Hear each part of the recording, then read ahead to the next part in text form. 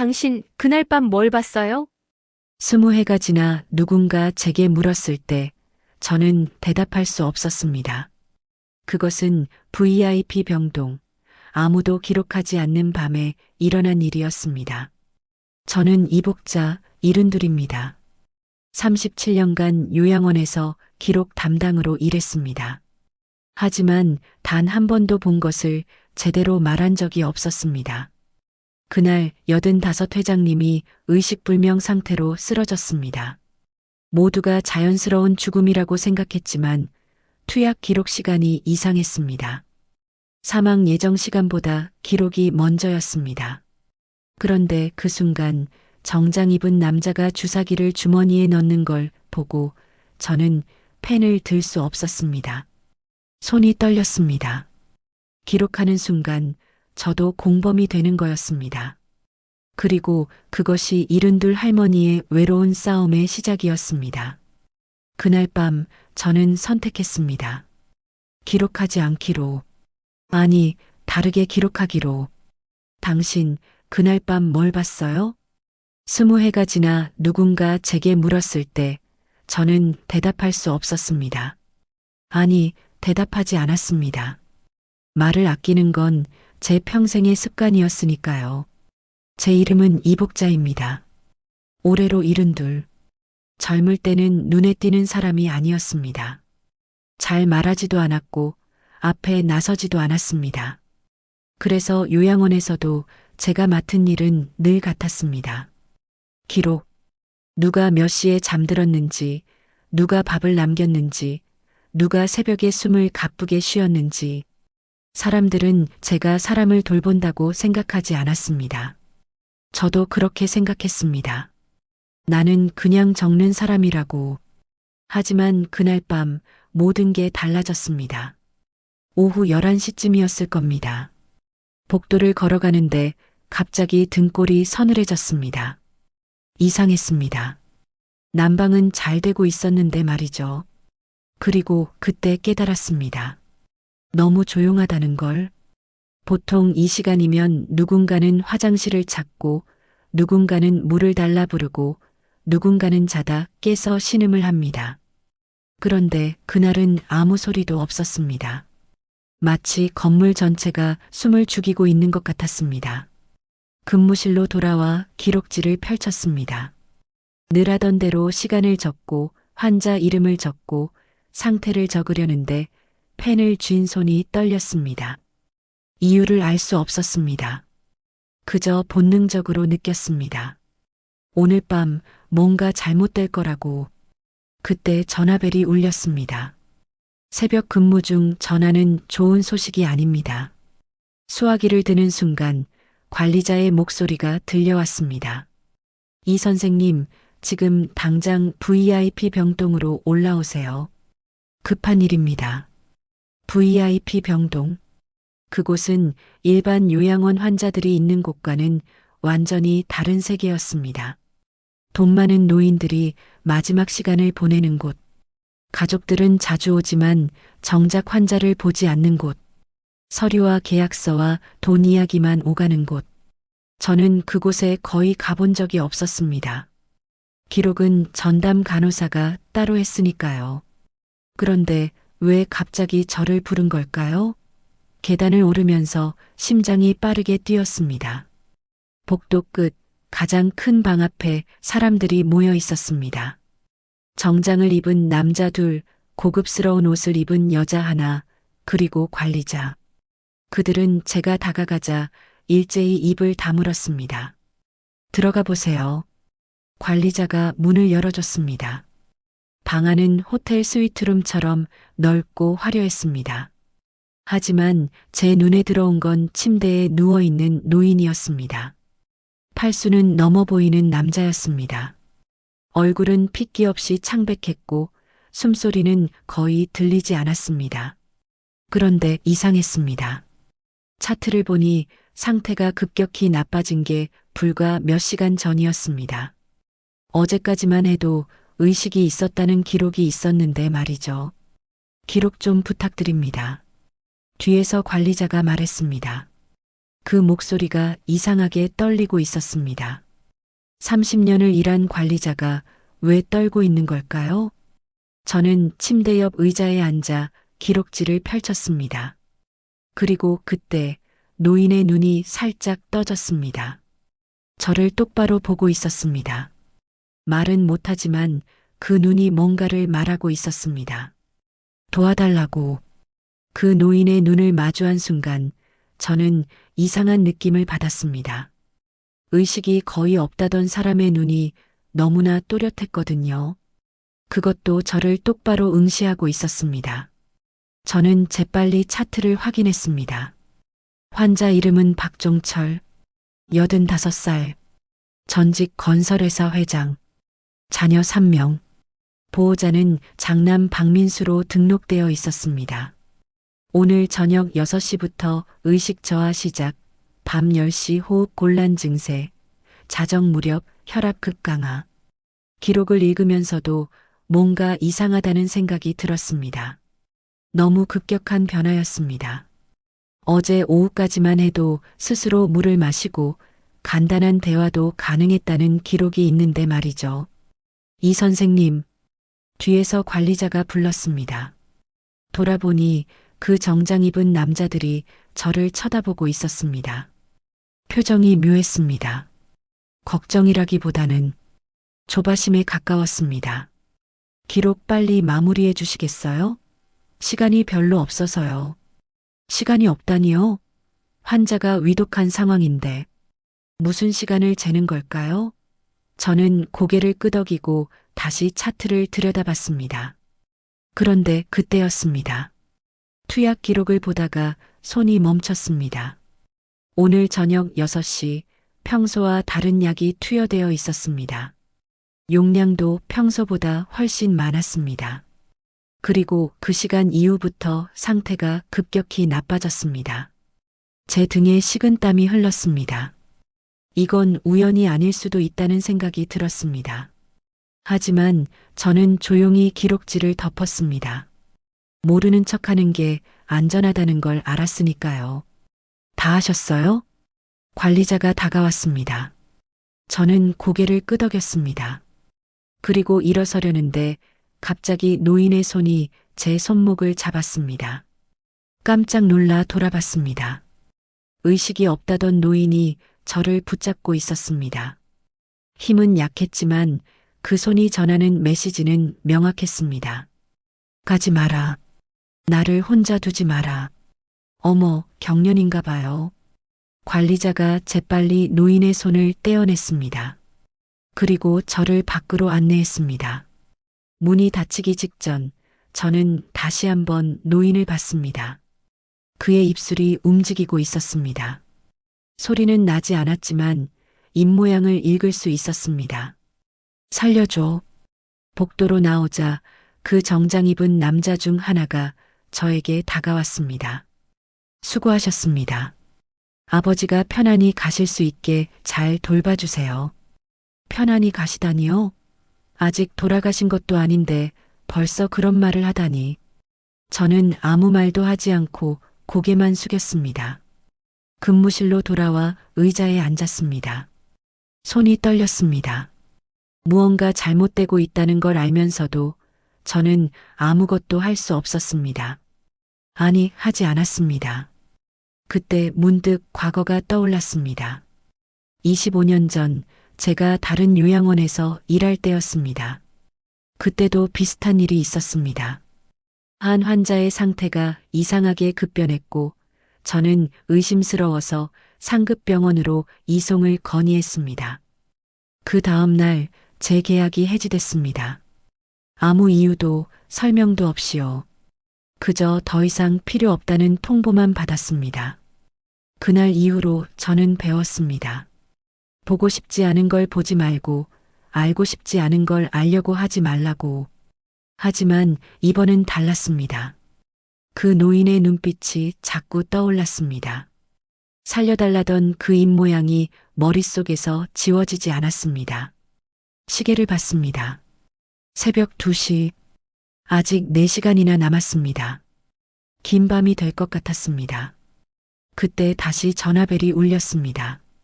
또 VIP 병동이었습니다. 이 선생님 다시 올라오세요. 환자분 상태가 더 나빠졌어요. 수화기를 내려놓고 한숨을 쉬었습니다. 이 밤이 어떻게 끝날지 저는 이미 알고 있었습니다. 하지만 그래도 일어났습니다. 그리고 다시 그 방으로 향했습니다. 계단을 오르며 생각했습니다. 나는 오늘 밤 무엇을 선택할 것인가? 평생 해왔던 것처럼 조용히 기록만 할 것인가? 아니면 처음으로 목소리를 낼 것인가? VIP 병동 복도는 더 조용해져 있었습니다. 사람들의 표정도 달라져 있었습니다. 이제 기다리는 게 아니라 확인하려는 표정이었습니다. 저는 문고리를 잡았습니다. 그리고 천천히 문을 열었습니다. 그 순간 제 인생이 바뀔 거라는 걸 저는 아직 몰랐습니다. 문을 열고 들어서는 순간 저는 멈춰 섰습니다. 방 안 분위기가 아까와 완전히 달라져 있었습니다. 침대 옆에 서 있던 정장 남자가 재빨리 뭔가를 주머니에 넣었습니다. 주사기처럼 보였지만 확실하지 않았습니다. 그리고 그는 아무렇지 않은 척 미소를 지었습니다. 아, 오셨어요.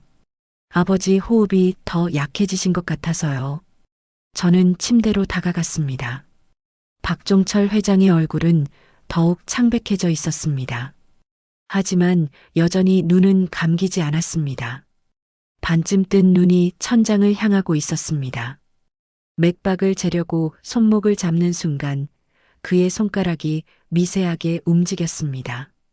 저를 향해 구부러지는 것 같았습니다. 마치 무언가를 붙잡으려는 것처럼요. 상태 어떤가요? 뒤에서 여자 목소리가 들렸습니다. 고급스러운 옷을 입은 40대 중반쯤 되어 보이는 여자였습니다. 차트를 보니 둘째 딸 박미선으로 되어 있었습니다. 맥박이 많이 약해졌습니다. 혈압도 계속 떨어지고 있고요.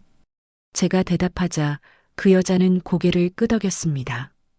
그런데 이상했습니다. 슬픈 표정이 아니었습니다.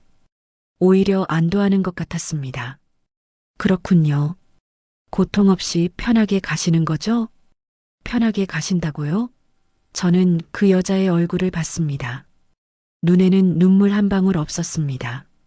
그저 시계만 힐끗힐끗 쳐다보고 있었습니다. 선생님, 혹시 시간이 얼마나 남았을까요? 정장 남자가 물었습니다. 장남 박민수였습니다. 그는 아예 대놓고 시간을 물어보고 있었습니다. 마치 기차 시간표를 확인하듯이요. 저는 입술을 깨물었습니다. 이 사람들은 아버지가 죽기를 기다리고 있었습니다. 아니, 어쩌면 기다리는 게 아니라 재촉하고 있는지도 몰랐습니다. 정확히는 알 수 없습니다. 제가 대답하자 박민수의 얼굴이 굳어졌습니다. 그래도 대략적으로라도요. 새벽까지는 아닐 것 같은데요. 왜 새벽을 언급하는 걸까요? 저는 의아했습니다. 그때 박미선이 오빠를 쳐다보며 말했습니다. 오빠, 그런 말은 좀. 뭐가? 어차피 다 아는 거 아냐. 내일 아침이면 유언장 공개잖아. 변호사도 대기하고 있다고. 유언장. 그 순간 모든 게 이해됐습니다. 이 사람들이 왜 이렇게 조바심을 내는지, 왜 환자 상태보다 시간을 더 신경 쓰는지. 박종철 회장이 죽으면 엄청난 재산이 남을 겁니다. 그리고 그 재산을 누가 얼마나 가져갈지는 유언장에 달려 있겠죠. 그런데 만약 회장이 정신을 차리면 어떻게 될까요? 유언장을 바꿀 수도 있을 겁니다. 그래서 이들은 회장이 깨어나기 전에 아무 말도 못하기 전에 조용히 가시기를 바라고 있는 겁니다. 저는 다시 회장을 봤습니다. 그의 눈이 저를 향했습니다. 이번에는 확실히 봤습니다. 눈동자가 움직였습니다. 그리고 눈물이 흘러내렸습니다. 가슴이 무너졌습니다. 이 노인은 지금 모든 걸 듣고 있었습니다. 자식들이 자기 죽음을 재촉하는 소리를, 유산만 기다리는 소리를 다 듣고 있었습니다. 그런데 아무 말도 할 수 없었습니다. 기록 마치셨으면 내려가셔도 돼요. 관리자가 제 어깨를 톡톡 쳤습니다. 나가라는 신호였습니다. 저는 일어섰습니다. 하지만 발이 떨어지지 않았습니다. 저기요. 제 입에서 말이 나왔습니다. 25년 만에 처음으로 제가 먼저 말을 꺼낸 겁니다. 네. 모두가 저를 쳐다봤습니다. 환자분 상태가 급변한 게 투약 기록과 시간이 정확히 일치하는데 혹시 확인 좀.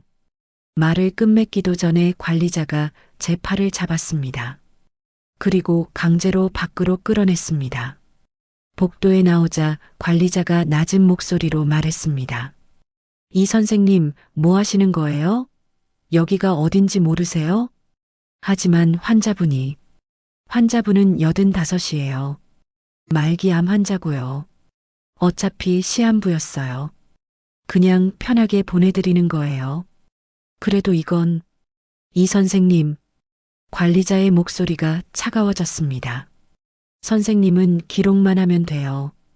그 이상은 선생님 일이 아니에요. 알겠죠? 저는 입을 다물었습니다.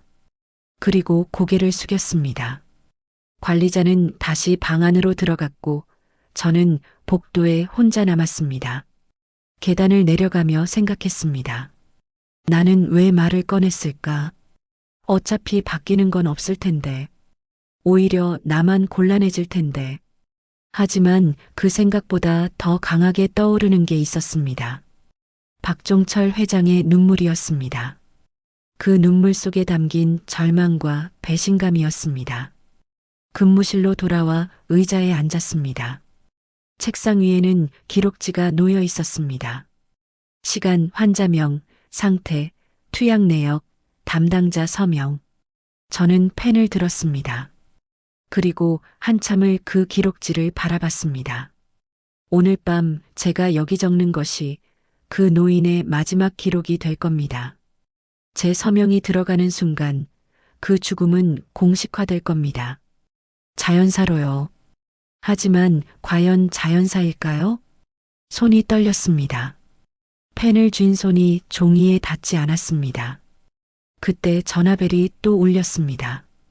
이번에는 VIP 병동이 아니었습니다.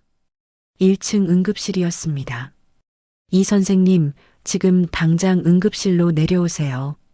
환자 한 분이 갑자기 쓰러지셨어요. 저는 기록지를 그대로 둔 채 뛰쳐나갔습니다. 하지만 계단을 내려가면서도 머릿속에는 한 가지 생각밖에 없었습니다. 오늘 밤 나는 어떤 선택을 할 것인가. 응급실로 뛰어내려갔지만 다행히 큰 문제는 아니었습니다. 80대 할머니 한 분이 화장실 가다가 어지러워 주저앉으신 거였습니다. 혈압을 재고 안정을 취하게 하고 다시 방으로 모셔다 드렸습니다. 시계를 보니 새벽 3시 반이었습니다. 이제 근무 종료까지 2시간 반 남았습니다. 하지만 그 시간이 영원처럼 느껴졌습니다. 근무실로 돌아왔습니다. 책상 위에는 여전히 그 기록지가 놓여 있었습니다. 백지 상태로요. 저는 의자에 앉아 그 종이를 바라봤습니다. 적지 않으면 없는 일이 됩니다. 기록되지 않으면 일어나지 않은 거나 마찬가지입니다. 이 세상은 그렇게 돌아갑니다. 증거가 없으면 진실도 없습니다. 그런데 정말 그럴까요?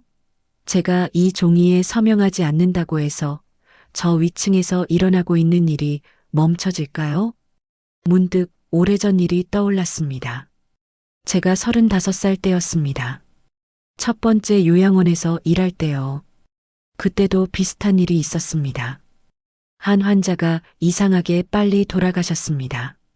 전날까지 멀쩡하셨는데 하룻밤 사이에 상태가 급변해서 세상을 떠나셨죠. 저는 이상하다고 생각했습니다. 그래서 간호과장님께 말씀드렸습니다. 과장님, 이 환자분 투약 기록 좀 확인해 봐야 할 것 같아요. 용량이 이상한 것 같아서요. 그날 오후 저는 원장실로 불려갔습니다. 이복자 선생, 원장은 제 이름도 제대로 부르지 않았습니다. 여기서 일한 지 얼마나 됐죠? 6개월 됐습니다. 그래요. 6개월. 아직 이 일을 잘 모르시는 것 같은데. 원장은 차가운 눈으로 저를 봤습니다. 요양원은 사람들이 마지막을 보내는 곳이에요. 당연히 돌아가시는 분들이 있죠. 그런데 그때마다 의심하고 따지면 어떻게 돼요? 유족들이 얼마나 힘들겠어요? 하지만 선생은 기록 담당이에요. 의사도 아니고 간호사도 아니에요. 그냥 시키는 대로 적기만 하면 돼요. 알겠어요? 저는 아무 말도 하지 못했습니다. 만약 이런 일이 또 생기면 여기서 더 이상 일할 수 없을 거예요. 이해하셨죠? 그날 저는 배웠습니다. 진실보다 중요한 건 자리라는 걸. 목소리를 내는 순간 잃는 건 잘못이 아니라 일자리라는 걸. 그 이후로 저는 입을 다물었습니다. 이상한 일을 봐도 의심스러운 일이 있어도 그냥 고개를 숙이고 기록만 했습니다. 37년 동안 그렇게 살아왔습니다. 조용히 사는 게 안전했습니다. 눈에 띄지 않는 게 오래 살아남는 방법이었습니다. 파도는 높은 바위를 부수지만 낮은 모래는 그냥 지나갑니다. 저는 모래처럼 살았습니다. 하지만 오늘 밤은 달랐습니다. 박종철 회장의 눈물이 자꾸 떠올랐습니다. 그 눈 속에 담긴 절망이, 배신감이, 그리고 마지막 희망이 보였습니다. 저를 보는 그 눈빛이 말하고 있었습니다. 당신만이 진실을 알고 있다고. 저는 펜을 들었습니다. 그리고 기록지 위에 올려놨습니다. 하지만 쓰지 못했습니다. 만약 제가 오늘 이 기록을 정확하게 적으면 어떻게 될까요? 투약 시간의 이상함을, 급격한 상태 변화를, 모든 의심스러운 정황을 상세히 기록하면 아무것도 바뀌지 않을 겁니다. 오히려 제가 잘릴 겁니다. 그리고 다른 사람이 와서 깔끔하게 정리할 겁니다. 아무 문제 없었던 것처럼요. 하지만 만약 제가 아무것도 적지 않으면 기록이 없으면 조사도 없습니다. 의심도 없습니다. 그냥 조용히 묻힐 겁니다. 하지만 그건 제가 공범이 되는 겁니다. 침묵으로 동의하는 겁니다. 저는 펜을 내려놓았습니다. 그 순간 창밖에서 구급차 사이렌 소리가 들렸습니다. 새벽 4시에 구급차라니. 누군가 응급 환자가 발생한 걸까요? 사이렌 소리는 점점 가까워지더니 바로 이 요양원 앞에 멈췄습니다. 저는 창문으로 달려갔습니다. 구급대원들이 황급히 건물 안으로 들어오고 있었습니다. 그리고 그들이 향한 곳은 VIP 병동이었습니다. 심장이 쿵쾅거렸습니다. 설마 박종철 회장이? 하지만 왜 구급차를 불렀을까요? 이미 죽음을 기다리던 사람들이었는데 전화벨이 울렸습니다. 관리자였습니다. 이 선생님, 지금 당장 올라오세요. 빨리요. 저는 뛰쳐나갔습니다. 계단을 2칸씩 뛰어 올라갔습니다. VIP 병동 복도에는 사람들로 북적였습니다. 구급대원들, 당직 의사, 간호사들, 그리고 박종철 회장의 자식들. 그런데 분위기가 이상했습니다. 슬픔이 아니라 당황과 분노가 가득했습니다. 이게 무슨 일이에요? 박민수가 소리쳤습니다. 분명히 얼마 안 남았다고 했잖아요. 그런데 갑자기 호전됐다는 게 말이 돼요? 호전됐다고요? 저는 방 안을 들여다봤습니다. 박종철 회장이 산소 마스크를 쓰고 들것에 실려 나오고 있었습니다. 그런데 아까와 달리 눈을 뜨고 계셨습니다. 의식이 돌아온 겁니다. 보호자분들, 지금 상급병원으로 이송해야 합니다. 빨리 결정해 주세요. 구급대원이 말했습니다. 이송이요? 아니, 왜 갑자기? 박미선이 당황해서 물었습니다. 환자분이 갑자기 의식을 회복하셨습니다. 그리고 계속 뭔가 말씀하려고 하세요. 지금 상태로는 여기서 치료가 불가능합니다. 그 순간 박종철 회장의 눈이 저를 향했습니다. 그리고 손가락이 저를 가리켰습니다. 입술이 움직였습니다. 그 사람, 증인, 작은 목소리였지만 또렷했습니다. 모두의 시선이 저에게 쏠렸습니다. 모두의 시선이 저에게 집중됐습니다. 박민수의 얼굴이 굳어졌고 박미선은 입술을 깨물었습니다. 관리자는 제 팔을 붙잡았습니다. 이 선생님은 오늘 야간 근무자예요. 환자분 상태를 기록만 하셨고요. 관리자가 재빨리 말했습니다. 하지만 박종철 회장은 계속 저를 가리키고 있었습니다. 증인, 다 봤어. 구급대원들이 들것을 움직이기 시작했습니다. 지금 출발해야 합니다. 보호자분 중 누가 동승하시겠습니까? 제가 가겠습니다. 박민수가 나섰습니다. 하지만 그의 얼굴에는 걱정이 아니라 초조함이 가득했습니다. 아버지가 병원에 가면 정밀 검사를 받을 겁니다. 그리고 혈액 검사를 하면 잠깐만요. 제 입에서 말이 튀어나왔습니다. 스스로도 놀랐습니다. 네. 구급대원이 멈춰섰습니다. 환자분 오늘 투약 기록이 필요하실 거예요. 제가 정리해서 같이 보내드릴게요. 아, 그렇군요. 그럼 빨리 부탁드립니다. 저는 근무실로 뛰어내려갔습니다. 책상 서랍에서 오늘 투약 기록지를 꺼냈습니다. 그리고 복사를 했습니다. 한 분은 구급대원에게, 한 분은 제가 보관하기 위해서요. 기록을 보며 다시 한번 확인했습니다. 오늘 저녁 6시 평소 복용량의 3배가 넘는 진정제가 투약됐습니다. 그리고 그 시간 이후부터 급격한 의식 저하가 시작됐습니다. 이건 우연이 아니었습니다. 저는 기록지를 봉투에 넣어 1층으로 내려갔습니다. 구급차는 이미 출발 준비를 마친 상태였습니다. 여기 있습니다. 구급대원에게 봉투를 건넸습니다. 그는 고맙다는 인사와 함께 구급차에 올라탔습니다. 박민수도 함께 탔습니다. 그의 얼굴은 창백했습니다. 구급차가 떠나는 걸 지켜보며 저는 생각했습니다. 이제 어떻게 될까? 병원에서 검사를 하면 이상한 점을 발견할까? 아니면 그냥 넘어갈까? 뒤에서 인기척이 났습니다. 돌아보니 관리자가 서 있었습니다. 이 선생님, 사무실로 좀 갑시다. 차가운 목소리였습니다. 저는 따라갔습니다. 사무실 문이 닫히자 관리자가 입을 열었습니다. 오늘 무슨 일이 있었는지 아시죠? 네. 그런데 왜 투약 기록을 함께 보냈어요? 병원에서 필요할 것 같아서요. 필요 없어요. 환자 차트만 있으면 돼요. 투약 기록까지 보낼 필요 없었어요. 관리자의 목소리가 떨리고 있었습니다. 화가 나서가 아니라 두려워서였습니다. 선생님도 아시잖아요. VIP 병동이 얼마나 중요한지, 저분들이 누군지 알고 있습니다. 그런데 왜 쓸데없는 짓을 한 거예요? 투약 기록을 보내면 어떻게 돼요?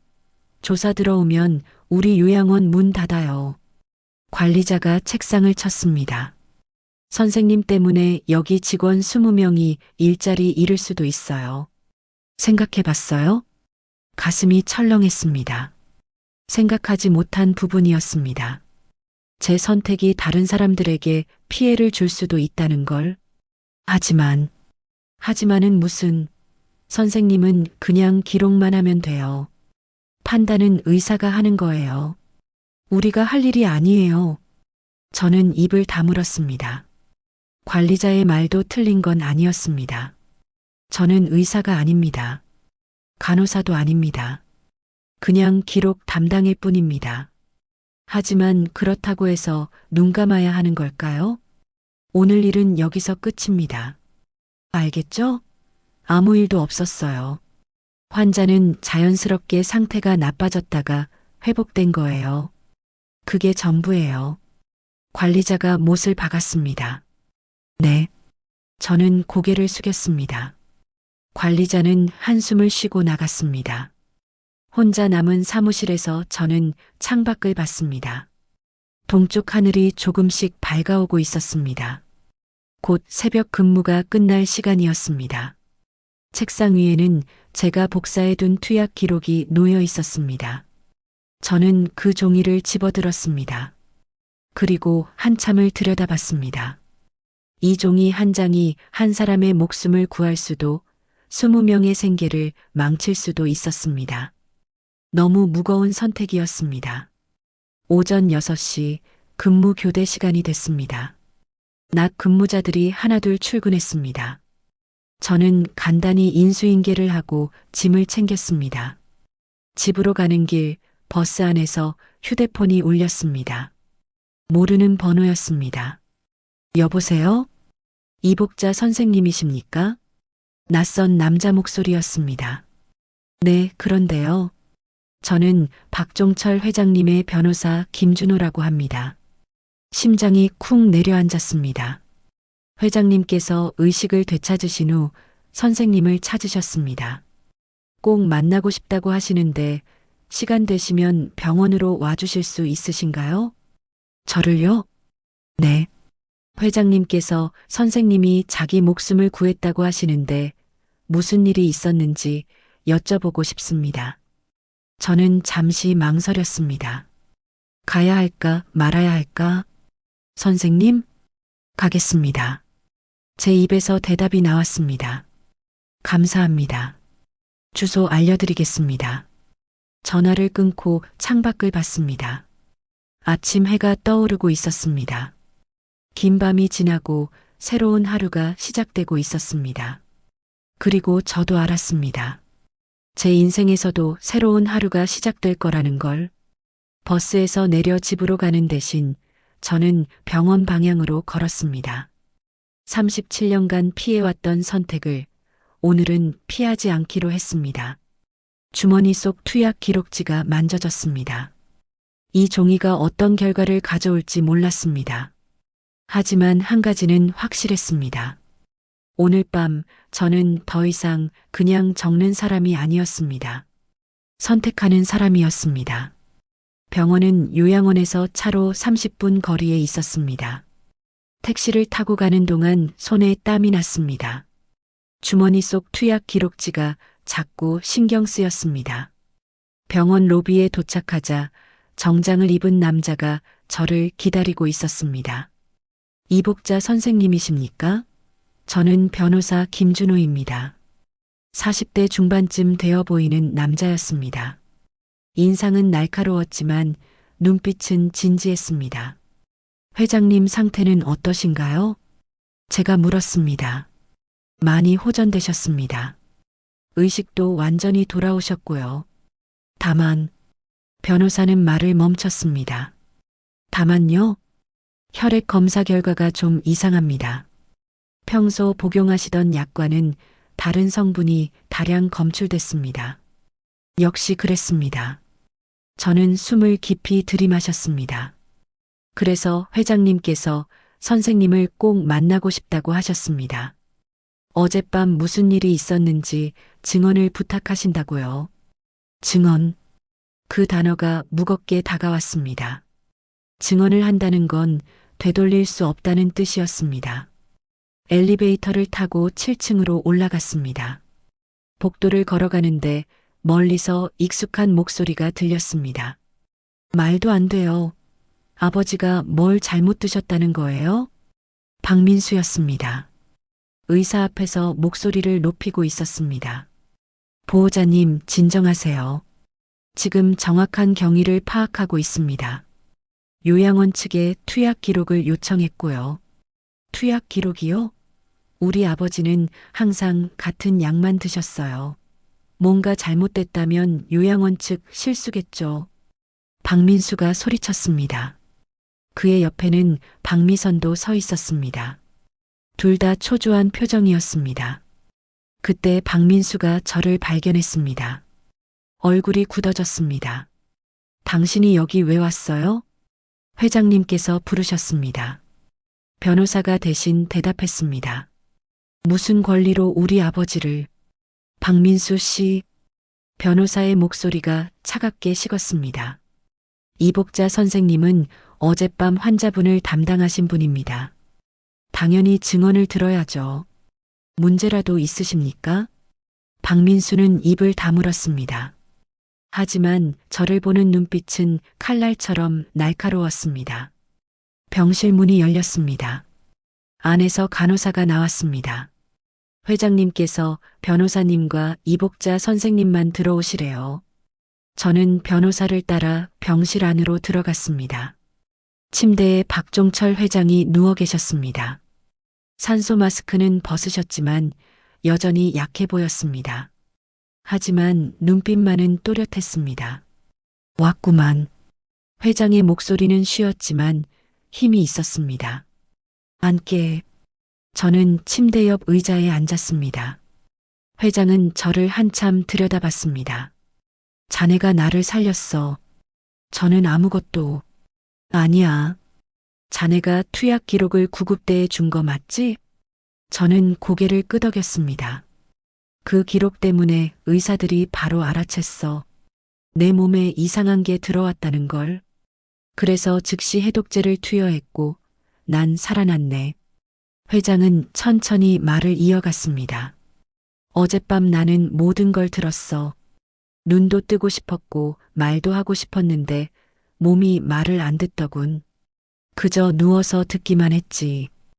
회장의 목소리가 떨렸습니다.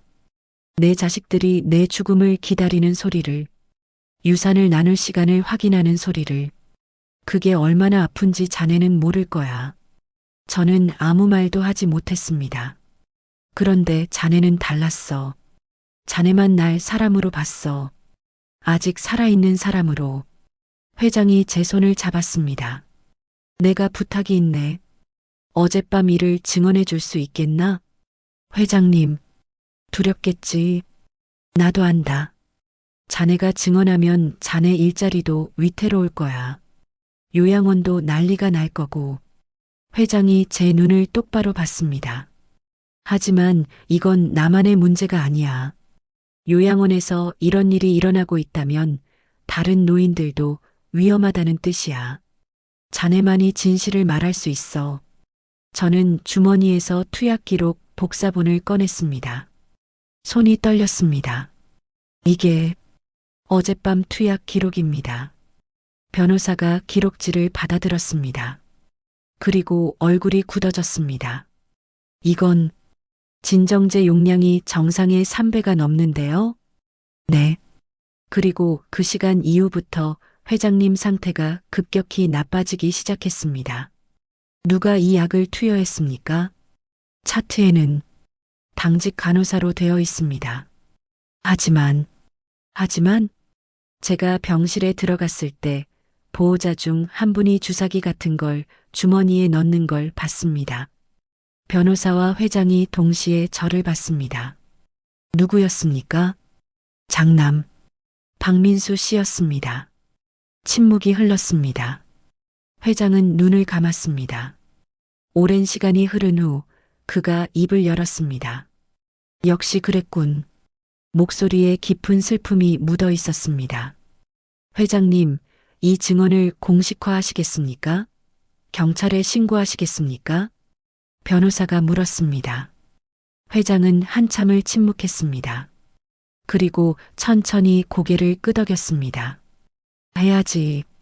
내 자식이지만 이건 범죄야. 그리고 회장이 저를 봤습니다. 용기 있는 사람을 지켜줘야지. 이 사람이 날 살렸어. 이제 내가 이 사람을 지킬 차례야. 변호사가 고개를 끄덕이고 휴대폰을 꺼냈습니다. 지금 바로 경찰에 연락하겠습니다. 이복자 선생님 정식 조사 때 다시 한번 증언해 주셔야 합니다. 알겠습니다. 저는 대답했습니다. 돌이킬 수 없는 강을 건넌 기분이었습니다. 병실을 나서는데 복도에서 박민수와 마주쳤습니다. 그는 제 얼굴을 보더니 비웃었습니다. 당신 인생 끝났어요. 알아요? 우리 아버지한테 뭐라고 했는지 모르겠지만 당신은 이제 어디서도 일 못할 거예요. 저는 아무 말도 하지 않았습니다. 그저 고개를 숙이고 지나쳤습니다. 엘리베이터를 타고 내려오며 생각했습니다. 박민수의 말이 맞을지도 몰랐습니다. 이제 요양원에서는 물론이고 어느 병원에서도 저를 받아주지 않을 겁니다. 고발자, 문제 일으킨 사람이라는 낙인이 찍힐 테니까요. 하지만 후회되지 않았습니다. 37년 만에 처음으로 저는 제대로 된 선택을 한 것 같았습니다. 병원을 나와 집으로 향했습니다. 온몸에 힘이 빠졌습니다. 밤새 근무한 피로도 있었지만 긴장이 풀리면서 오는 허탈함도 컸습니다. 집에 도착해 문을 열려는데 휴대폰이 울렸습니다. 요양원 관리자였습니다. 이 선생님, 지금 어디세요? 목소리가 떨리고 있었습니다. 집입니다. 당장 요양원으로 오세요. 원장님이 부르십니다. 지금 당장이요. 안 오시면 큰일 나요. 전화가 끊겼습니다. 저는 한숨을 쉬었습니다. 올 게 왔구나 싶었습니다. 다시 택시를 타고 요양원으로 갔습니다. 평소 같으면 버스를 탔겠지만 오늘은 기운이 없었습니다. 택시비가 아까웠지만 어쩔 수 없었습니다. 요양원에 도착하니 분위기가 심상치 않았습니다. 직원들이 복도에서 수군거리고 있었고 모두 저를 보며 고개를 돌렸습니다. 원장실 문을 두드렸습니다. 들어오세요. 안에는 원장과 관리자, 그리고 낯선 남자 2명이 앉아 있었습니다. 정장을 입은 변호사들처럼 보였습니다. 앉으세요, 이 선생. 원장의 목소리는 차가웠습니다. 무슨 일로 절 부르셨는지, 무슨 일인지 모르세요? 원장이 책상을 쳤습니다. 박종철 회장 측에서 우리 요양원을 고소했어요. 투약과실, 환자관리 소홀, 그리고 살인 미수방조. 이게 무슨 일이에요? 저는 당신이 병원에 투약 기록을 넘겼다면서요? 누가 그러래요? 당신 권한이 뭔데? 원장의 얼굴이 불그락푸르락했습니다. 환자분 생명이 위험했습니다. 생명? 그분은 말기 환자였어요. 어차피 원장이 말을 멈췄습니다. 하지만 이미 다 들렸습니다. 어차피 죽을 사람이라고 하려던 거겠죠. 이 선생, 옆에 앉아있던 변호사 중 하나가 입을 열었습니다. 요양원 입장에서는 이번 일이 매우 심각합니다. 고소가 들어오면 조사가 시작될 테고 언론에 알려지면 요양원 이미지에 치명타를 입을 겁니다. 그래서 제안이 있습니다. 변호사가 서류 뭉치를 꺼냈습니다. 여기 자발적 사직서가 있습니다. 이걸 쓰시면 퇴직금 외에 위로금 3천만 원을 드리겠습니다. 3천만 원. 저에게는 큰 돈이었습니다. 대신 조건이 있습니다. 박종철 회장 측 조사에 협조하지 않는다는 서약서를 쓰셔야 합니다. 그건 거짓 증언을 하라는 말씀이신가요? 거짓이 아니에요. 그냥 모른다고 하시면 돼요. 어젯밤 일을 정확히 기억 못한다고. 어두웠고 피곤했고 확실하지 않다고. 변호사가 펜을 제 앞에 놓았습니다. 이 선생님도 앞날이 있잖아요. 여기서 문제 일으킨 사람으로 낙인 찍히면 어디 가서도 일 못해요. 알잖아요. 이 바닥이 얼마나 좁은지. 저는 그 서류를 내려다봤습니다. 사직서, 비밀유지 서약서, 증언 거부 동의서. 3천만 원이면 당분간 걱정 없이 살 수 있었습니다. 새 일자리를 찾는 동안 버틸 수 있었습니다. 그리고 무엇보다 편하게 살 수 있었습니다. 어떻게 하시겠어요? 원장이 물었습니다. 저는 펜을 들었습니다. 모두의 눈이 제 손에 집중됐습니다. 그리고 저는 펜을 다시 책상 위에 내려놓았습니다. 죄송하지만 못하겠습니다. 침묵이 흘렀습니다. 뭐라고요? 저는 제가 본 걸 말할 겁니다. 돈을 받든 안 받든, 일자리를 잃든 안 잃든, 진실은 말해야 한다고 생각합니다. 원장이 비웃었습니다. 진실? 당신이 무슨 진실을 알아요? 당신은 그냥 기록 담당이에요. 의사도 아니고 전문가도 아니에요. 맞습니다. 저는 전문가가 아닙니다. 하지만 제 눈은 멀쩡합니다. 제가 본 걸 말하는 게 뭐가 잘못입니까? 이 선생, 관리자가 소리쳤습니다. 정신 차려요. 당신 혼자 의롭게 산다고 세상이 바뀌는 줄 알아요? 여기 직원 20명 다 당신 때문에 일자리 잃을 수도 있어요. 그 말에 가슴이 찔렸습니다. 맞는 말이었습니다. 제 선택이 다른 사람들에게 피해를 줄 수도 있었습니다. 하지만 그렇다고 해서 거짓말을 할 수는 없습니다. 제 목소리가 떨렸습니다. 제가 입을 다물면 박종철 회장님은 억울하게 죽을 뻔한 일을 증명 못합니다. 그리고 이런 일이 또 일어날 수 있습니다. 다른 환자들에게도. 당신이 무슨 영웅이라도 되는 줄 알아요? 원장이 비아냥거렸습니다. 아닙니다. 저는 영웅이 아닙니다. 그냥 더 이상 비겁하게 살고 싶지 않을 뿐입니다. 저는 일어섰습니다. 사직서는 제가 따로 작성해서 제출하겠습니다. 위로금은 필요 없습니다. 이 선생, 나가면 후회할 거예요. 뒤에서 관리자가 소리쳤습니다. 하지만 저는 뒤돌아보지 않았습니다. 원장실 문을 나서자 복도에 있던 직원들이 저를 쳐다봤습니다. 어떤 이는 동정하는 눈빛으로, 어떤 이는 원망하는 눈빛으로. 김 간호사가 다가왔습니다. 15년 동안 함께 일한 동료였습니다. 이 선생님, 정말 이러시는 거예요? 우리 생각은 안 하세요? 미안해요, 김 선생님. 미안하다고 끝이에요? 여기 폐업하면 우리 다 어떡하라고요? 김 간호사의 목소리가 떨렸습니다. 화가 나서라기보다 두려워서였습니다. 선생님도 제 입장이었으면 어떻게 하셨을 것 같아요? 제가 물었습니다. 김 간호사는 대답하지 못했습니다. 그저 고개를 돌렸습니다. 저는 사물함으로 가서 개인 물건들을 챙겼습니다. 많지 않았습니다. 여벌 옷 한 벌, 컵, 수첩, 펜 몇 자루. 37년 일한 흔적치고는 너무 적었습니다.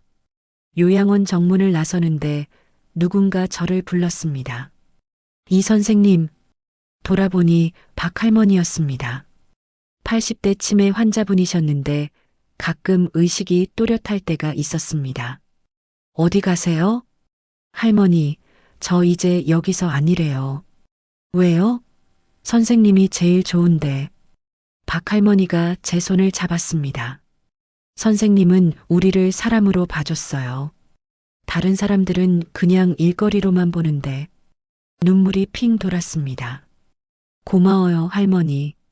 선생님, 옳은 일 하신 거예요. 제가 알아요.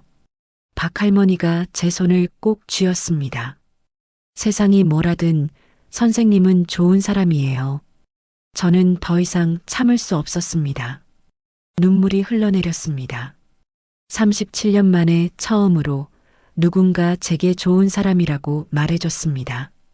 요양원을 나와 집으로 돌아왔습니다. 오후 2시였습니다.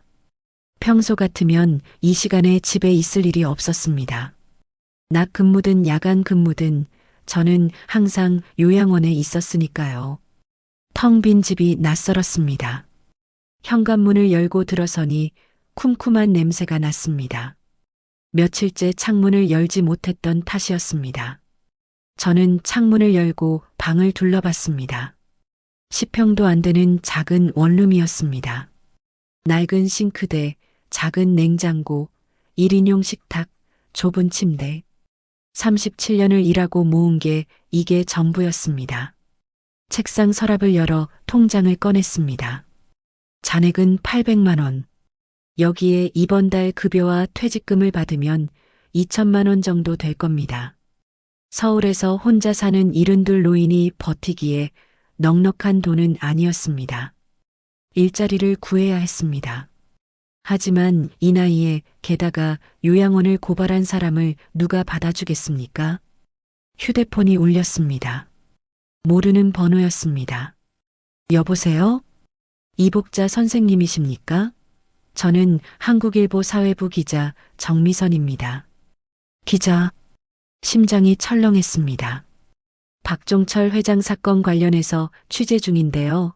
선생님께서 핵심 증인이시라고 들었습니다. 혹시 인터뷰 가능하실까요? 저는 걱정 마세요. 선생님을 보호할 수 있는 방향으로 기사를 쓰겠습니다. 오히려 용기 있는 내부 고발자로 조명하면 죄송합니다. 인터뷰는 어렵습니다. 저는 전화를 끊었습니다. 손이 떨렸습니다. 기사가 나가면 제 얼굴과 이름이 알려질 겁니다. 요양원 고발한 할머니, 용기 있는 증인. 듣기 좋은 수식어지만 제게는 낙인이었습니다. 그날 오후 전화가 계속 왔습니다.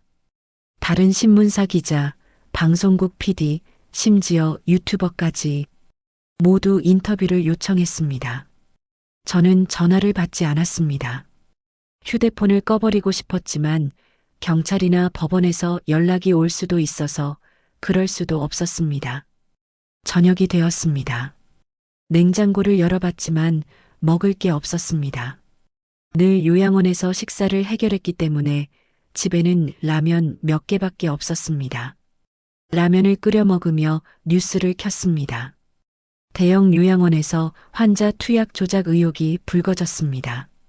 재벌 회장 출신 환자가 의식불명 상태에서 극적으로 회복되면서 제가 나왔습니다.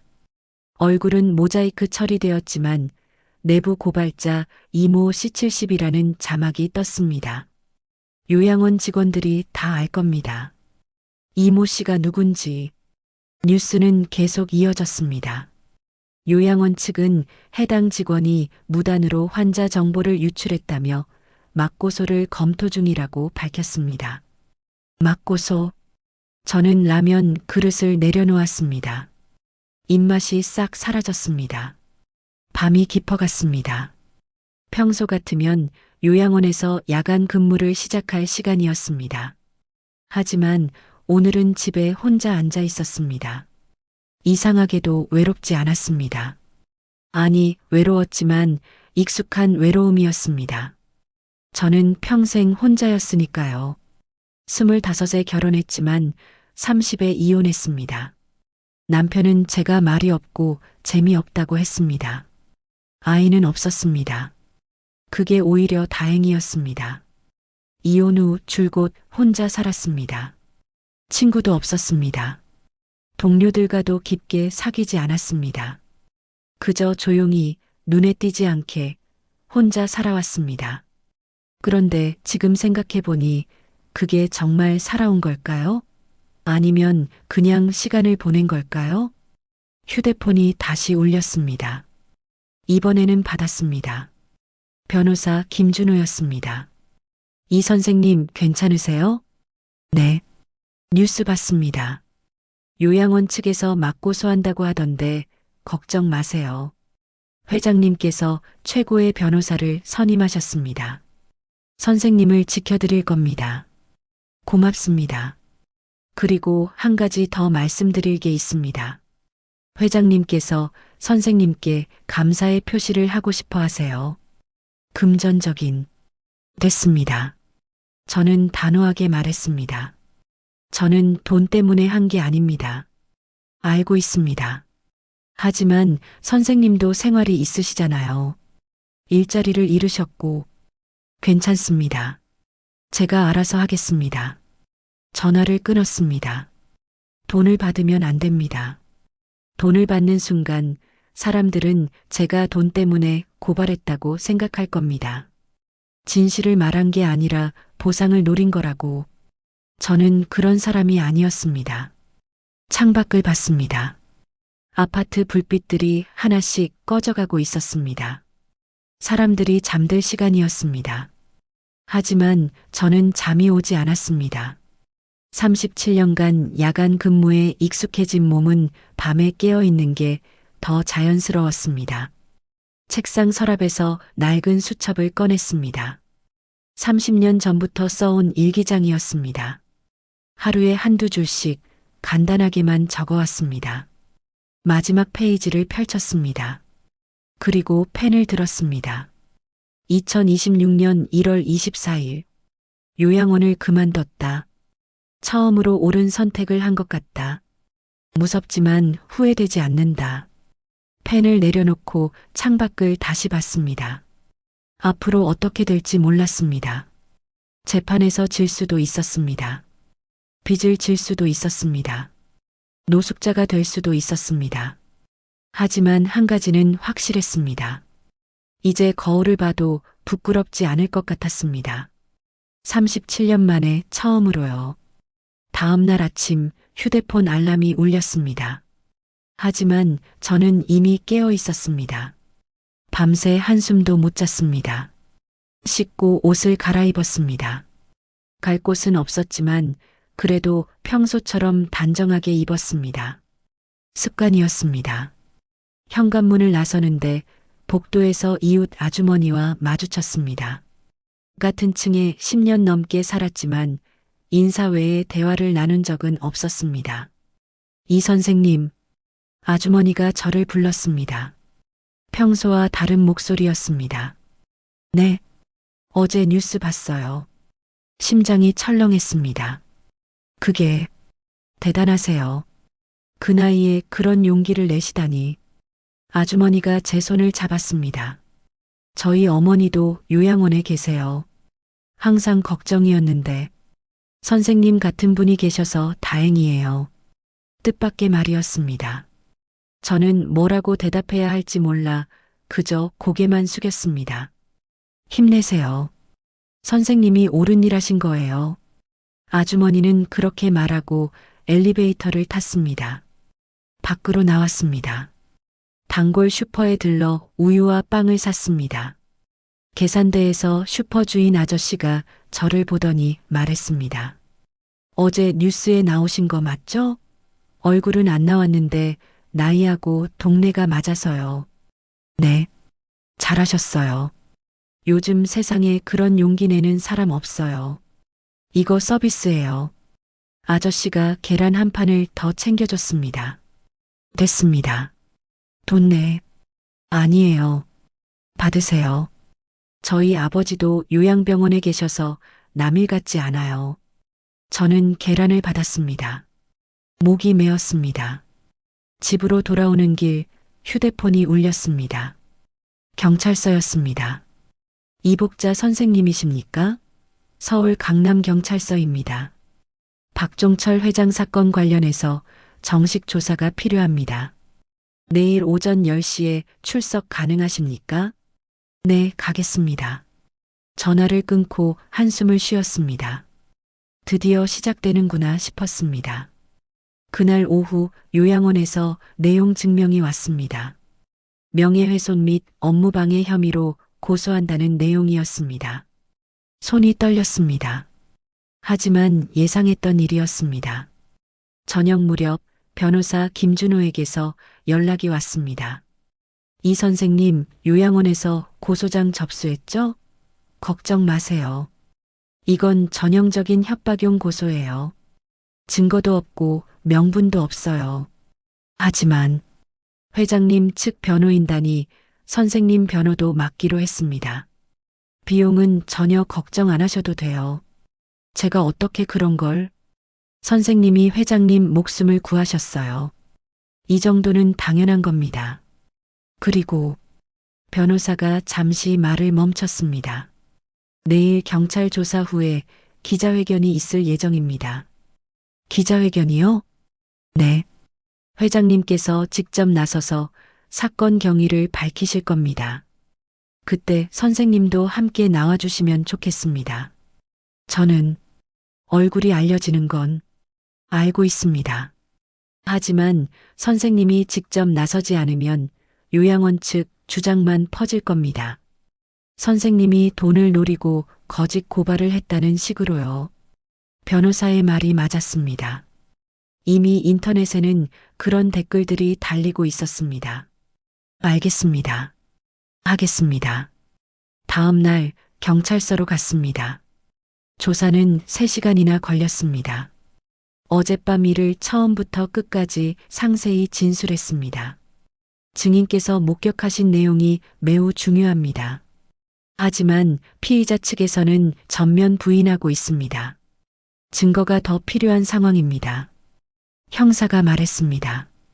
투약 기록 외에 다른 증거는 없으신가요?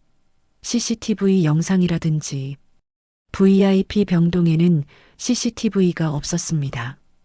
프라이버시 보호 명목으로. 그렇군요. 그럼 다른 목격자는요? 관리자와 간호사들이 있었지만 아마 증언하지 않을 겁니다. 형사는 한숨을 쉬었습니다. 어렵겠네요. 증인 말씀만으로는 입증이. 하지만 진실입니다. 제 목소리가 떨렸습니다. 저는 제 눈으로 봤습니다. 박민수 씨가 뭔가를 주머니에 넣는 걸, 그리고 그 직후 회장님 상태가 급변한 걸 알고 있습니다. 하지만 법정에서는 정황만으로는 부족합니다. 물적 증거가 필요해요. 조사를 마치고 나오니 로비에 기자들이 가득했습니다. 카메라 플래시가 터졌습니다. 이복자 선생님, 한 말씀만 해주세요. 왜 고발하기로 결심하셨습니까? 요양원 측 맞고소에 대해서는 어떻게 생각하십니까? 변호사가 저를 가로막으며 말했습니다. 지금은 답변 어렵습니다.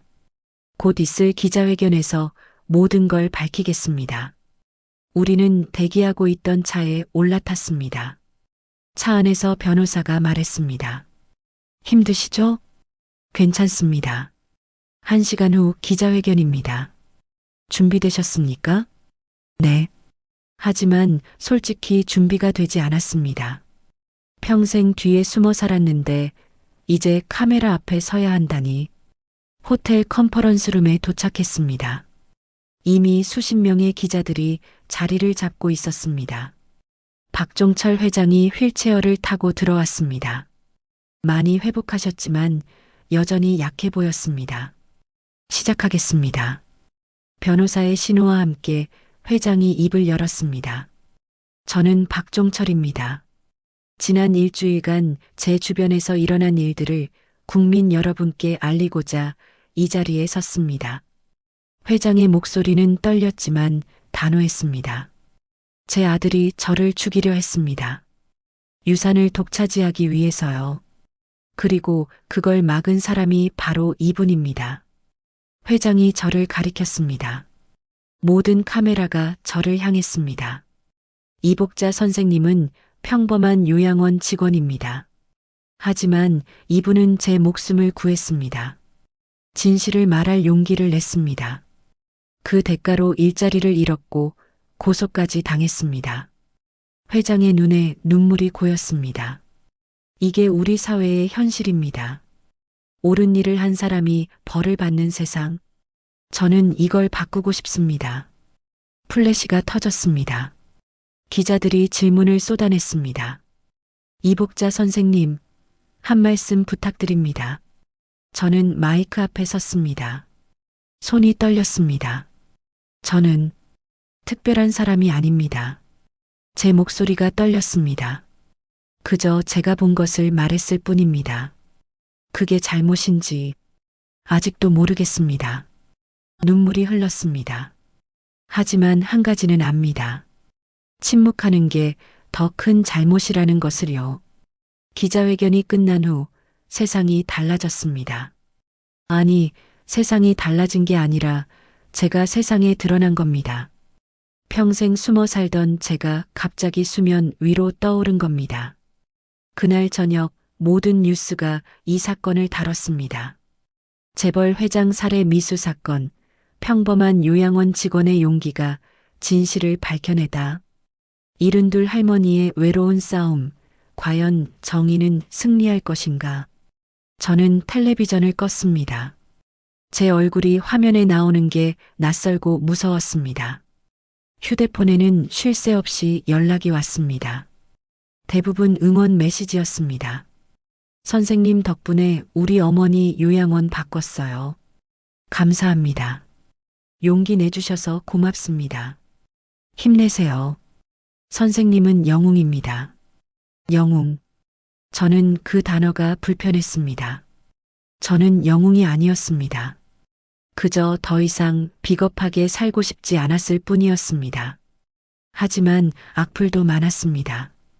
돈 받으려고 거짓말하는 거 아니야? 늙은이가 관심병 걸렸네. 불쌍하다. 요양원 직원들 다 실직하면 책임질 거야? 그 댓글들을 읽다가 결국 휴대폰을 던져버렸습니다. 화면이 깨졌지만 상관없었습니다. 며칠 후 검찰이 박민수를 살인 미수 혐의로 구속했습니다. 요양원에서 압수한 CCTV에서 결정적 증거가 나왔다고 했습니다. 복도 CCTV에 박민수가 의약품 보관실에 무단으로 들어가는 장면이 찍혔던 겁니다. 변호사 김준호가 전화했습니다. 이 선생님, 좋은 소식입니다. 박민수가 자백했어요. 자기가 진정제를 과다 투여했다고. 정말입니까? 네. 증거가 너무 명확해서 부인할 수 없었던 거죠. 선생님 증언이 결정적이었습니다. 전화를 끊고 주저앉았습니다. 다리에 힘이 풀렸습니다. 드디어 끝났구나 싶었습니다. 하지만 끝이 아니었습니다. 시작이었습니다. 그날 오후 고용노동부에서 연락이 왔습니다. 이복자 선생님 요양원 전수조사를 실시하기로 했습니다. 선생님께서 증언해 주신 내용을 바탕으로 전국 요양원의 투약관리 실태를 점검할 예정입니다. 제가 뭘 해야 하나요? 자문위원으로 참여해 주셨으면 합니다. 현장 경험이 필요합니다. 저는 망설였습니다.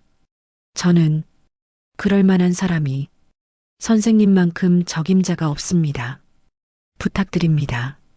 며칠 후 보건복지부에서도 연락이 왔습니다.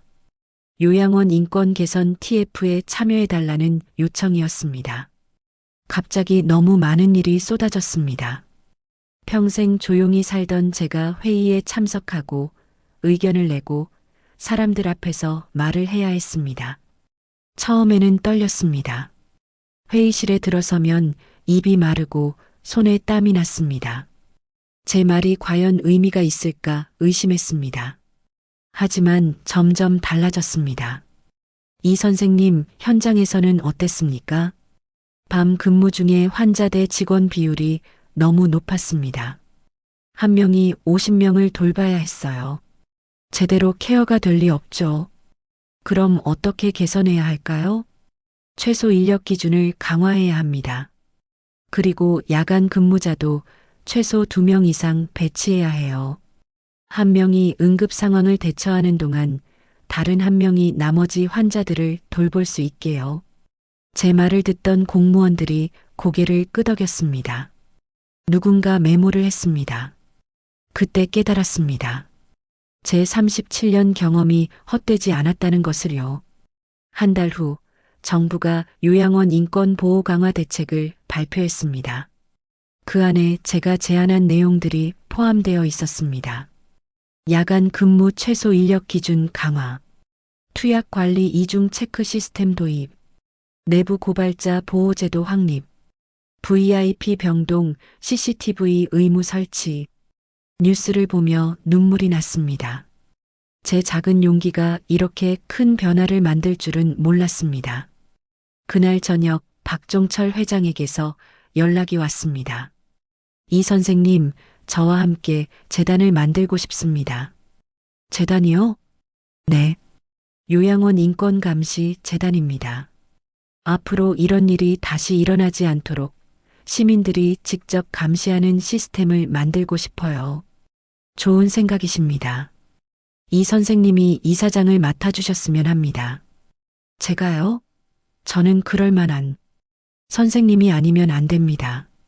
선생님만큼 현장을 아는 사람이 없어요. 그리고 무엇보다 선생님은 믿을 수 있는 분이에요. 저는 한참을 고민했습니다. 이른둘에 새로운 시작을 한다는 게 두려웠습니다. 하지만 거절할 수 없었습니다. 이건 제 책임이기도 했으니까요. 알겠습니다. 하겠습니다. 2달 후 노인 인권지킴이 재단이 출범했습니다. 저는 이사장이 되었습니다. 사무실은 작았지만 깨끗했습니다. 직원은 5명 뿐이었지만 열정적이었습니다. 모두 젊은 사회복지사들이었습니다. 이사장님, 첫 미팅 준비됐습니다. 막내 직원 수진이가 말했습니다. 이사장님이라고 부르지 말고 그냥 이 선생님이라고 불러요. 편하게. 네, 이 선생님. 회의실에 들어가니 10명 정도의 자원봉사자들이 앉아 있었습니다. 모두 요양원에 가족을 모신 분들이었습니다. 안녕하세요. 저는 이복자입니다. 제 목소리는 더 이상 떨리지 않았습니다. 우리 재단의 목표는 간단합니다. 요양원이 정말로 노인을 위한 곳이 되게 하는 겁니다. 돈벌이 수단이 아니라 존엄하게 마지막을 보낼 수 있는 곳으로요. 사람들이 박수를 쳤습니다. 하지만 쉽지 않을 겁니다. 기득권과 싸워야 하고 때로는 욕도 먹을 겁니다. 그래도 하시겠습니까? 네. 모두가 힘차게 대답했습니다. 그날 밤 집으로 돌아오는 길이 가벼웠습니다. 처음으로 제가 의미 있는 일을 하고 있다는 생각이 들었습니다. 현관문을 열고 들어서는데 우편함에 편지가 한 통 있었습니다. 발신인은 없었습니다. 봉투를 열어보니 손편지였습니다. 이복자 선생님께. 저는 선생님이 일하셨던 요양원의 간호사 김미경입니다. 선생님이 떠나신 후 저도 사직했습니다. 선생님 보면서 깨달았어요. 침묵하는 게 편하지만 그게 옳은 건 아니라는 걸요. 이제 저도 다른 길을 찾아보려고 합니다. 용기 주셔서 감사합니다. 편지를 읽으며 눈물이 흘렀습니다. 제 선택이 다른 사람에게도 용기를 줬다니 그게 가장 큰 보상이었습니다. 재단 일이 바빠지면서 하루하루가 빠르게 지나갔습니다. 이제는 아침마다 출근할 곳이 생겼고 함께 일할 동료들이 생겼고 이루어야 할 목표가 생겼습니다. 72의 나이에 인생이 다시 시작되는 기분이었습니다. 어느 날 재단으로 한 통의 제보 전화가 걸려왔습니다. 여보세요. 노인 인권지킴이 재단입니다. 저희 아버지가 계신 요양원이 이상해요.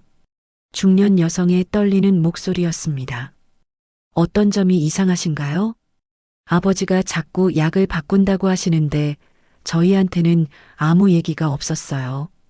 그리고 최근 들어 상태가 갑자기 나빠지셨어요.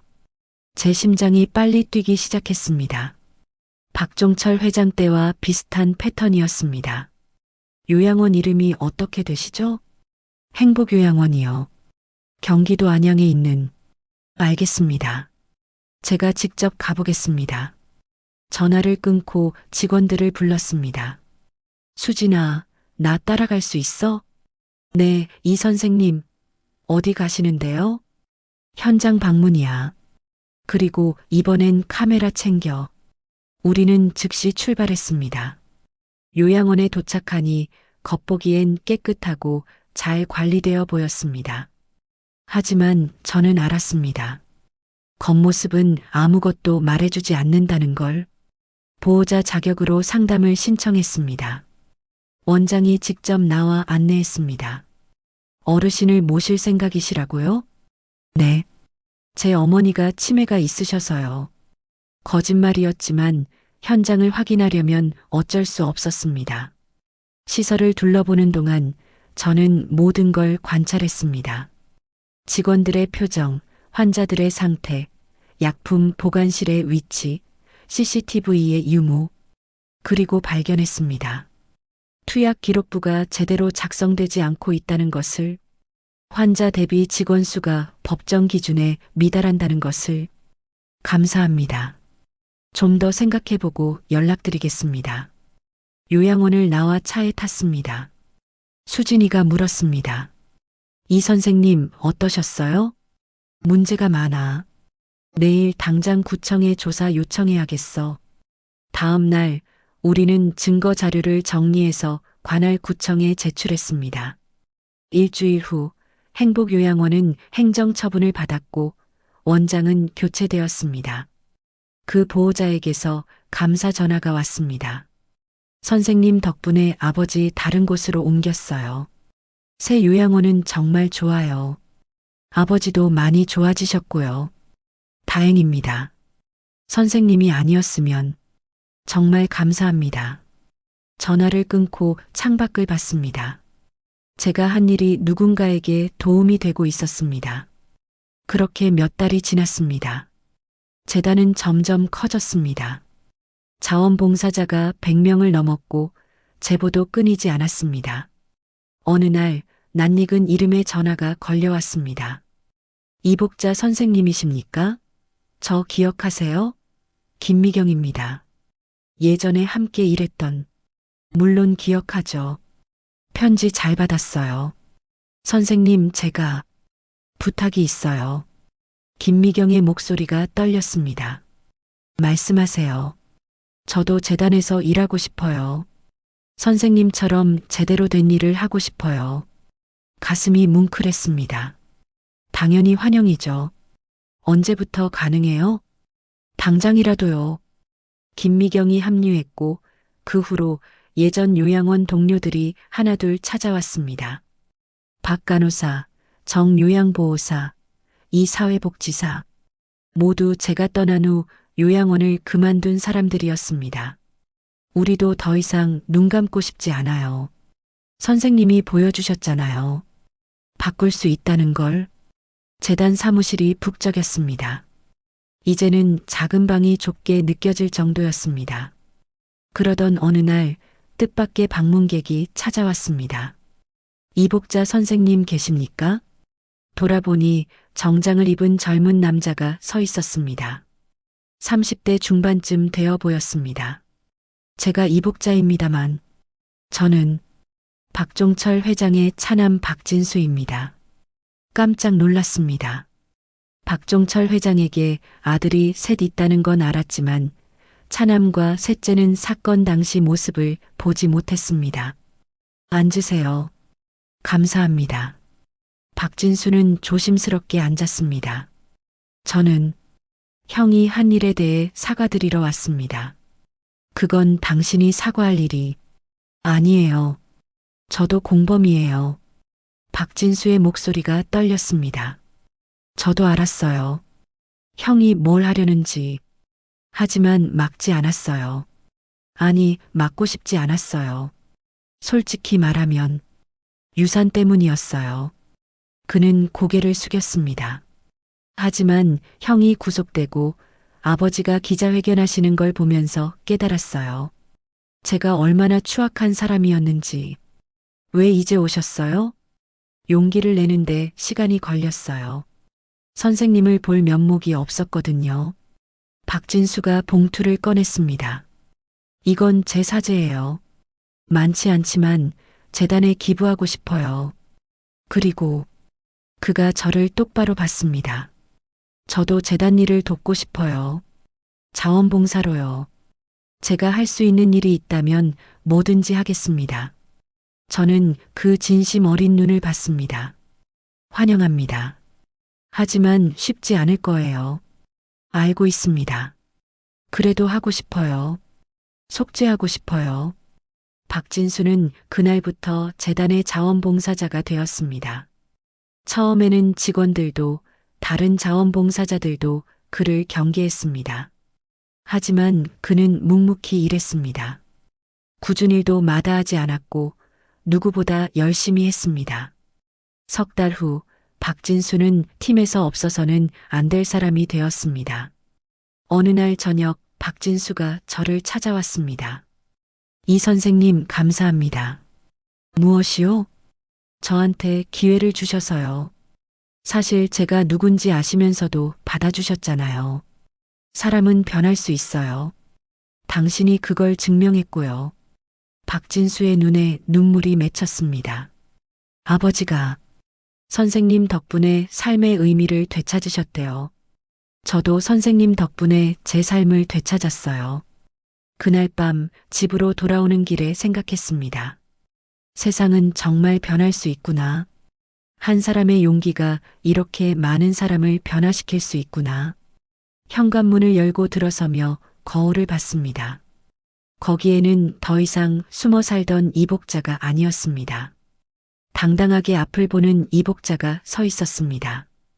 그로부터 1년이 흘렀습니다. 재단은 이제 전국적인 조직이 되었습니다. 서울뿐 아니라 부산, 대구, 광주에도 지부가 생겼습니다. 자원봉사자는 500명을 넘었고 우리가 조사한 요양원은 100곳이 넘었습니다.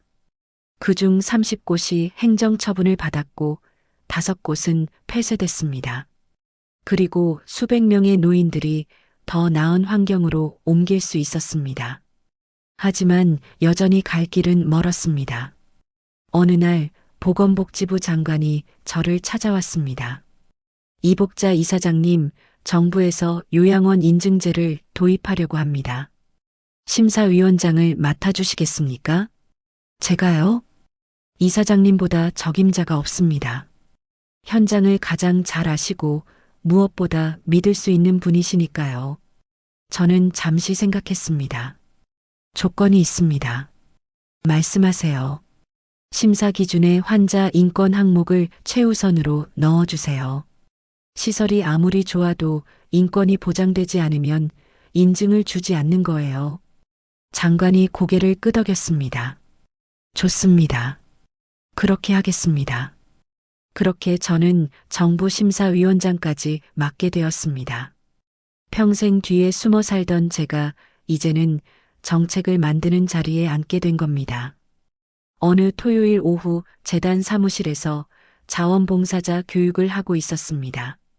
요양원을 방문할 때 가장 중요한 건 뭘까요? 제가 물었습니다. 시설 확인이요. 직원 태도 관찰이요. 젊은 봉사자들이 대답했습니다. 물론 그것도 중요해요. 하지만 가장 중요한 건 저는 잠시 말을 멈췄습니다. 환자 한 분 한 분을 사람으로 보는 거예요. 숫자가 아니라, 케이스가 아니라 살아온 인생이 있는 한 사람으로요. 봉사자들이 고개를 끄덕였습니다. 제가 37년간 요양원에서 일하면서 가장 가슴 아팠던 건 노인들이 사람 취급을 받지 못한다는 거였어요. 그저 돌봐야 할 짐, 문제거리로만 여겨졌죠. 목소리가 떨렸습니다. 하지만 그분들도 한때는 누군가의 어머니였고 아버지였고 이 사회를 일궈온 사람들이에요. 존중받을 권리가 있어요. 교육을 마치고 나오는데 수진이가 다가왔습니다. 이 선생님, 손님이 오셨어요. 누구? 박종철 회장님이세요. 응접실로 가니 박종철 회장이 앉아 계셨습니다. 많이 건강해 보이셨습니다. 회장님, 어쩐 일이세요?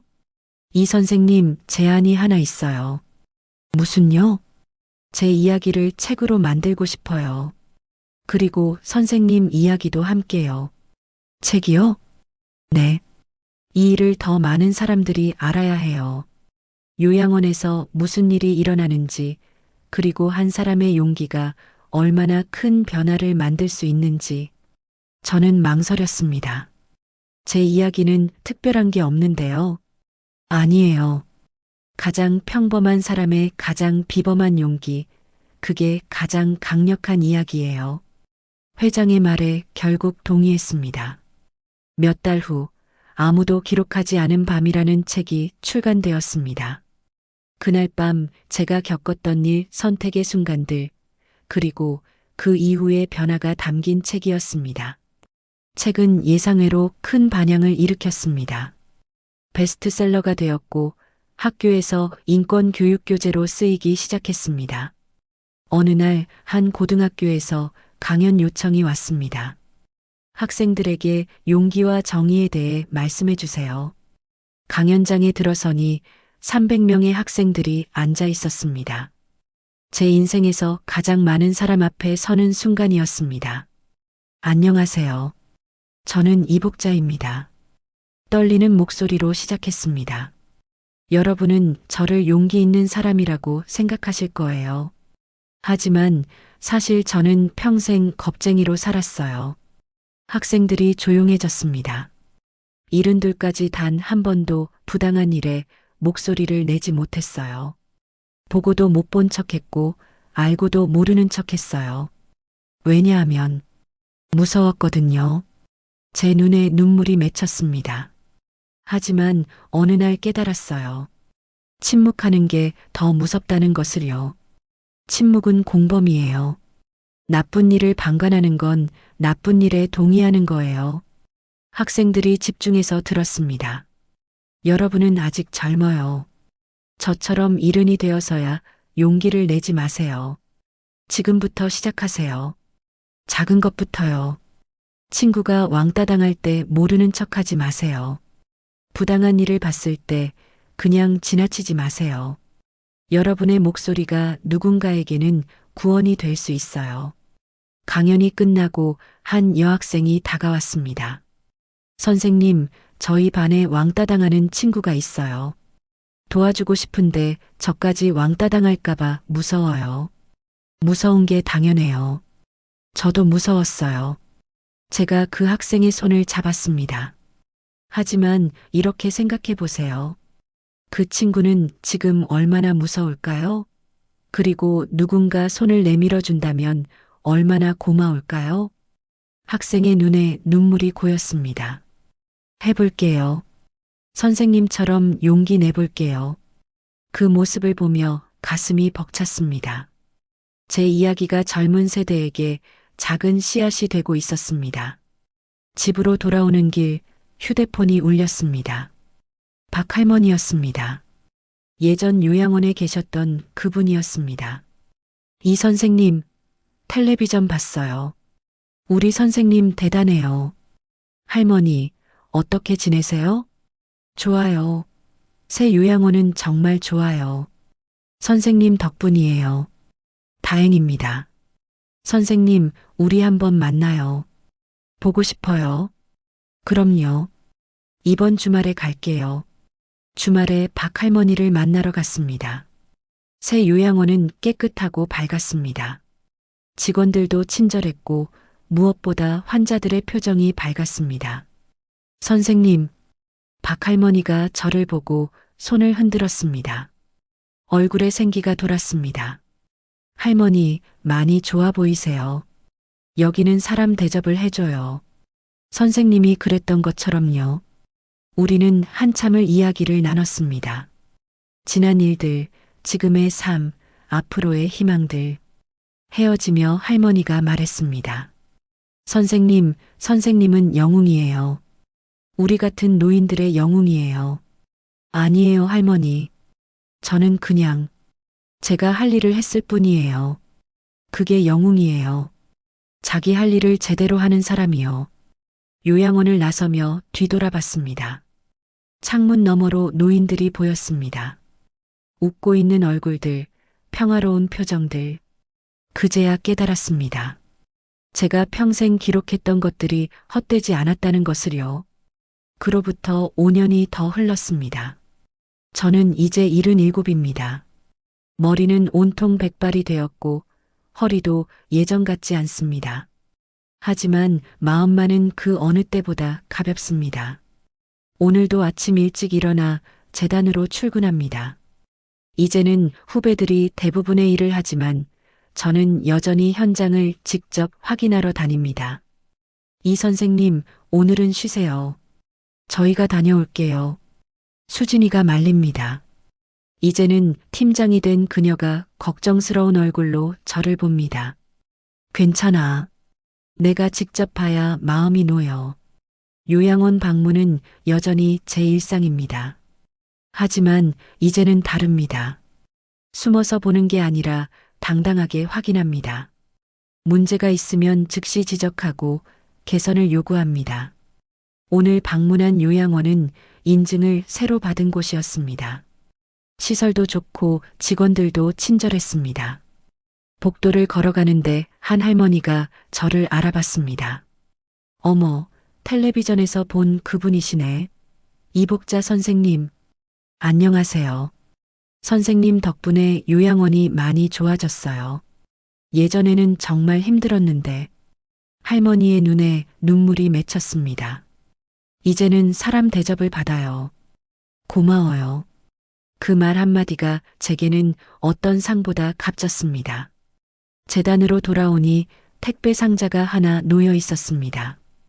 이 선생님, 이거 오늘 아침에 도착했어요. 상자를 열어보니 손편지 묶음이 들어 있었습니다. 100통은 넘어 보였습니다. 첫 번째 편지를 펼쳤습니다.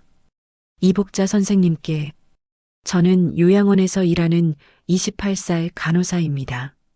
선생님 책을 읽고 이 일을 시작했어요. 저도 선생님처럼 노인들의 목소리가 되고 싶어요. 두 번째 편지. 선생님, 저는 고등학생입니다. 작년에 선생님 강연을 듣고 왕따 당하는 친구를 도왔어요. 처음엔 무서웠지만 선생님 말씀이 생각나서 용기를 냈어요. 친구가 이제는 웃어요. 감사해요. 세 번째, 네 번째, 다섯 번째. 모든 편지가 감사와 용기의 이야기로 가득했습니다. 편지를 읽으며 눈물이 흘렀습니다. 제 작은 선택이 이렇게 많은 사람들에게 영향을 주고 있었습니다. 저녁 무렵 박종철 회장에게서 연락이 왔습니다. 이 선생님, 오늘 저녁 시간 괜찮으세요? 함께 식사하고 싶은데요. 물론이죠. 레스토랑에서 만난 회장은 많이 늙어 보이셨지만 눈빛만은 여전히 또렷했습니다. 이 선생님, 제게 5년 전 새 인생을 주셨어요. 제가 뭘 했다고? 아니에요. 선생님이 아니었으면 저는 그날 밤 죽었을 거예요. 아니, 설령 살았어도 진짜로는 죽은 거나 마찬가지였을 거예요. 회장이 제 손을 잡았습니다. 선생님 덕분에 제 인생에서 가장 의미 있는 5년을 살았어요. 재단 일도 하고 아들과도 화해하고 진짜 사람답게 살았어요. 회장님도 많은 일을 하셨잖아요. 우리 함께 했죠. 그리고 앞으로도 함께 할 거예요. 식사를 마치고 헤어지며 회장이 말했습니다. 이 선생님, 우리 둘 다 오래오래 건강하게 삽시다. 아직 할 일이 많아요. 그럼요. 약속해요. 집으로 돌아오는 택시 안에서 창밖을 봤습니다. 서울의 밤은 여전히 밝았습니다. 수많은 불빛들이 반짝이고 있었습니다. 그 불빛 하나하나에 사람들의 이야기가 있겠죠. 기쁨도 슬픔도 희망도 절망도. 그 중에는 지금도 부당한 일을 당하면서도 목소리를 내지 못하는 사람들이 있을 겁니다. 저처럼 이른이 넘도록 침묵하며 살아가는 사람들이요. 하지만 이제는 알고 있습니다.